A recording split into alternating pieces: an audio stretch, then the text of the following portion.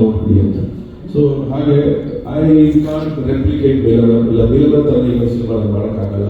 ನನಗೂ ಒಂದು ಚಾಲೆಂಜಸ್ ಬೇಕು, ನಾನು ಬೇರೆ ಏನಾದ್ರು ಟ್ರೈ ಮಾಡ್ತೀನಿ ಅನ್ನೋ ಒಂದು ಇದು ಬೇಕು. ಸೊ ಹಾಗಾಗಿ ತಾರಕ್ ನಾವು ಮಾಡಿದಾಗ ಆ್ಯಕ್ಚುಲಿ ದರ್ಶನ್ ಇಲ್ಲ ನಾವು ಫ್ಯಾಮಿಲಿ ಸಿನಿಮಾನೇ ಮಾಡಬೇಕು ಫಸ್ಟ್ ಅಂತ. ಯಾಕಂದರೆ ತಾರಕ್ ಮಾಡ್ಬೇಕಾದ್ರೆ ಇಲ್ಲ ನಾನು ಬೇರೆ ಏನೋ ಮಾಡಬೇಕು ಅಂತ ಇಲ್ಲ ತಾರಕ್ಕೆ ಮಾಡೋಣ ಅಂತ. ಸೊ ಹಾಗಾಗಿ ತಾರಕ್ ಆಗಿತ್ತು. ಸೊ ನಾವು ನೆಕ್ಸ್ಟ್ ಲೆವೆಲ್ ಮಾಡ್ಬೇಕಂತ ಹೇಳಿದೆ, ನೀನು ಅನ್ಕೊಟ್ಟು ಹಾಗೆ ಒಂದು ಸಿನಿಮಾ ಇದೆಲ್ಲ, ಈಗ ನಾನು ದರ್ಶನ ಹೇಗೆ ನೋಡಬೇಕು ಅಂತ ಅನ್ಕೊಂಡಿದ್ದೆ ಹಾಗೆ ಒಂದು ಸಿನಿಮಾ ಮಾಡಬೇಕು ಅಂತ ಈ ಟ್ರೆಂಡ್ನ ನಾನು ಅವ್ರಿಗೆ ಹೇಳಿದ್ರು.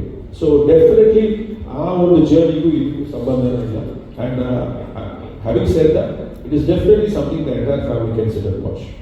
ಮತ್ತೆ ಹೋಗ್ತಾರೆ ಸರ್, ಆ ಸಂದರ್ಭದಲ್ಲಿ ಬೇಗ ಶೂಟಿಂಗ್ ಎಲ್ಲ ಮಾಡಬೇಕಾ, ಆ ಟೈಮಲ್ಲಿ ಹೇಗೆ ಅವರು ಸೆಟ್ ಅಲ್ಲಿ ಇರ್ತಾ ಇದ್ರು ಅಂತ ಹೇಳಿ, ಅಂದ್ರೆ ಈ ಚರ್ಚೆ ಆಗ್ತಾ ಇತ್ತು ಎಲ್ಲಿನ ಅವರು ಒಳಗೆ ಹೋಗೋ ಸಾಧ್ಯತೆ ಇದೆ ಅಂತ ಹೇಳಿ, ಆ ಸಂದರ್ಭ ಇಲ್ಲ ಅದು ಯಾವುದು ಅವರು ನಮ್ಮ ಹತ್ರ ಹೇಳ್ಕೊಳ್ತಾರೆ. ಆ್ಯಕ್ಚುಲಿ ಅವ್ರು ಯಾವತ್ತು ಅವ್ರ ಪರ್ಸನಲ್ ಲೈಫಲ್ಲಿ ಏನು ನಡೀತಾ ಇತ್ತು ಅವ್ರ ಸೆಟ್ಟಿಗೆ ತಂದೇ ಇಲ್ಲ. In fact it was very professional. ನೀಟಾಗಿ ಶೂಟಿಂಗ್ ಮಾಡೋಣ, ಕರೆಕ್ಟಾಗಿ ಮುಗಿಸ್ಕೊಡೋಣ, ಯಾಕಂದರೆ ಆಲ್ರೆಡಿ ಇಷ್ಟು ಲೇಟ್ ಆಗಿದೆ, ಬೇಗ ರಿಲೀಸ್ ಮಾಡೋಣ ಸಿನಿಮಾ ಅನ್ನೋದೇ ಇದ್ದಿದ್ದು. ಆ್ಯಂಡ್ ನೀವೆಲ್ಲ ಕೇಳಿದಾಗ ಬ್ಯಾಕ್ ಪೇನ್ ಅಂತ ಹೇಳಿದ್ರೆ ಅವರು ಎಷ್ಟು ಮೆಡಿಸಿನ್ಸ್ ತೊಗೊಳ್ತಿದ್ರು, ಎಷ್ಟು ಇಂಜೆಕ್ಷನ್ಸ್ ತೊಗೊಳ್ತಿದ್ರು ಅನ್ನೋದು ನಾನಾಗಲಿ ಬೇರೆ ನಮ್ಮ ಜೊತೆ ಕೆಲಸ ಮಾಡೋದು ಎಲ್ಲರೂ ಸೆಟ್ಟಲ್ಲಿ ನೋಡಿದ್ದಾರೆ. ಸೊ ಅದ್ರ ಬಗ್ಗೆ ನಾನು ಜಾಸ್ತಿ ಚರ್ಚೆ ಮಾಡೋಕ್ಕೆ ಹೋಗಲ್ಲ, because it was there, it existed. ಅದ್ರ ಮಧ್ಯನೂ ಅವ್ರು ಶೂಟಿಂಗ್ ಮಾಡಿಕೊಟ್ರು ಅನ್ನೋದೊಂದು ನಾನು ಹೇಳ್ಬೋದು ಅಷ್ಟೇ, ಬಿಟ್ಟರೆ ದಟ್ ಪೇನ್ ಡೆಫಿನೆಟ್ಲಿ ಎಕ್ಸಿಸ್ಟೆಡ್.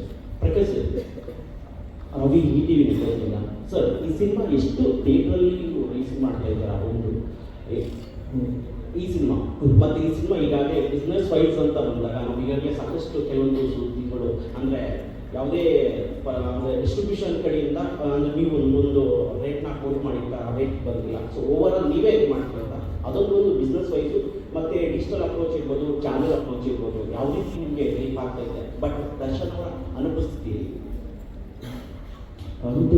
ಹೇಗೆ ಹೆಲ್ಪ್ ಆಗ್ತಿದೆ ಗೊತ್ತಿಲ್ಲ. ಬಟ್ ಸಿನಿಮಾ ಮುಗಿಸಿದ್ದೀವಿ, ಪೋಸ್ಟ್ ಪ್ರೊಡಕ್ಷನಲ್ಲಿ ಇಷ್ಟು ದಿವಸ ತೊಡ್ಕೊಂಡಿದ್ದೀವಿ, ನೆಕ್ಸ್ಟ್ ನಾಳೆನೂ ಅದೇ ಕೆಲಸ ಇರುತ್ತೆ.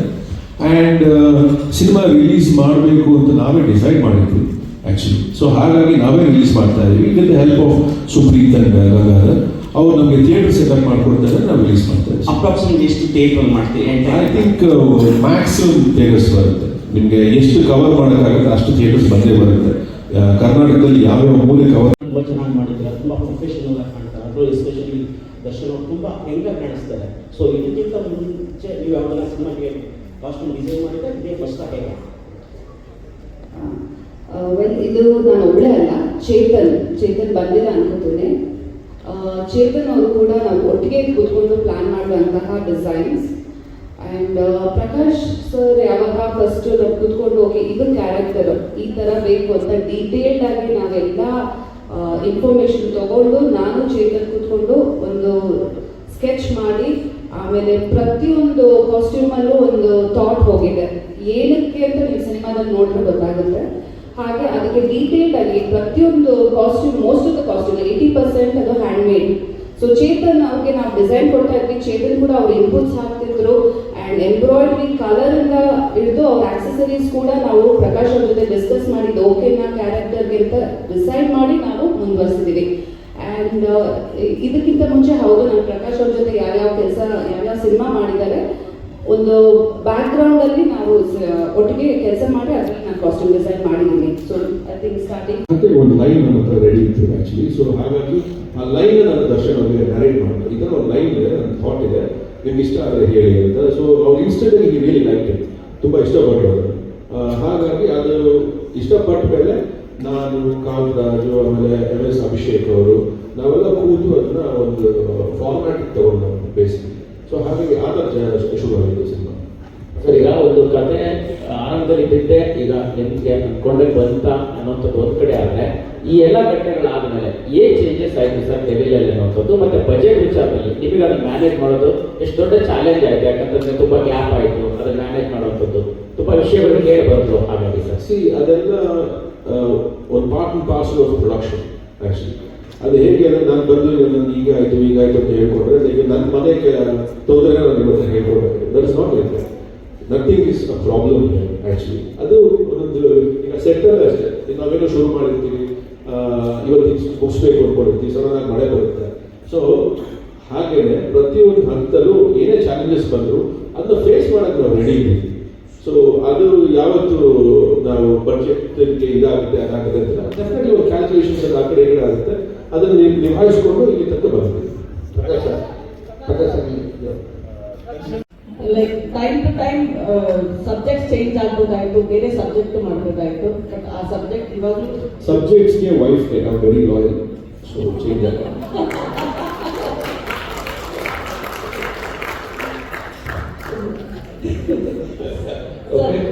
my next question. Andre, today, whatever it is, absence of Darshan cannot be filled. Yesterday, ನಾವು ಏನು ಪ್ರಮೋಟ್ ಮಾಡಿದ್ರು, ಯಾರು ಪ್ರಮೋಟ್ ಮಾಡಿದ್ರು ಅಂತ. But do you still hope that he might come during the release? every moment I hope and pray that he is with us, definitely, always. Okay.